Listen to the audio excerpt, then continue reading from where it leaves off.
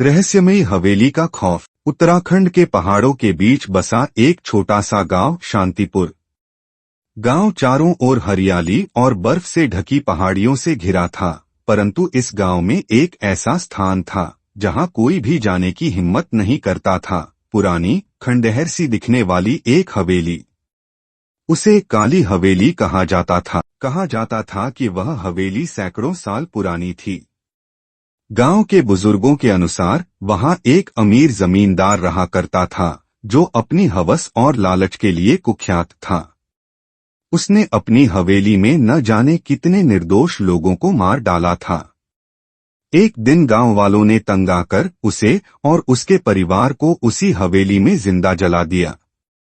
तभी से हवेली में अजीबोगरीब घटनाएं होने लगीं। हवेली का रहस्य। गांव के लोगों का कहना था कि हवेली के अंदर से रात के समय किसी औरत के चीखने की आवाजें आती थीं। कभी कभी हवेली की खिड़कियों में लाल चमकती आंखें दिखती थीं। कई बार लोगों ने वहां एक सफेद साड़ी पहने औरत को रोते हुए देखा था। कहानी की शुरुआत। आरव एक युवा पत्रकार जिसने भूत प्रेत की कहानियों पर कभी यकीन नहीं किया था, ने इस हवेली की सच्चाई जानने का फैसला किया। वह सोचता था कि ये सब अंधविश्वास और अफवाहें हैं। वह अपने दो दोस्तों कविता और निखिल के साथ शांतिपुर पहुंचा। गांव के लोगों ने उन्हें चेतावनी दी, रात के समय हवेली में मत जाना। वहां जाना मौत को बुलाने जैसा है। लेकिन आरव और उसके दोस्त इन बातों पर हंसते हुए हवेली की ओर चल पड़े। हवेली में प्रवेश। हवेली के पास पहुंचते ही माहौल बदल गया। आसमान में काले बादल छा गए, हवा तेज चलने लगी। हवेली का दरवाजा खटखटाकर खुला और एक ठंडी हवा का झोंका उनके चेहरे पर लगा। अंदर की दीवारों पर धूल और मकड़ी के जाले लगे थे। हर तरफ अजीब सी गंध थी। जैसे ही उन्होंने अंदर कदम रखा, उन्हें ऐसा महसूस हुआ कि कोई उन्हें देख रहा है। निखिल ने मजाक में कहा, लगता है भूत हमसे मिलने के लिए तैयार हैं। तभी एक तेज ठहाके की आवाज गूंज उठी। तीनों के रोंगटे खड़े हो गए। रहस्यमय घटनाएं। उन्होंने हवेली के हर कमरे को खंगालना शुरू किया। एक कमरे में उन्होंने एक पुरानी डायरी पाई जिसमें किसी महिला ने अपने दर्द और यातनाओं का जिक्र किया था। डायरी पढ़ते पढ़ते अचानक दरवाजे बंद हो गए।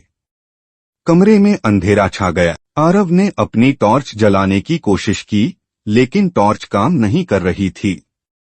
तभी कविता ने देखा कि एक परछाई उनके सामने खड़ी है। परछाई धीरे धीरे और बड़ी होती जा रही थी।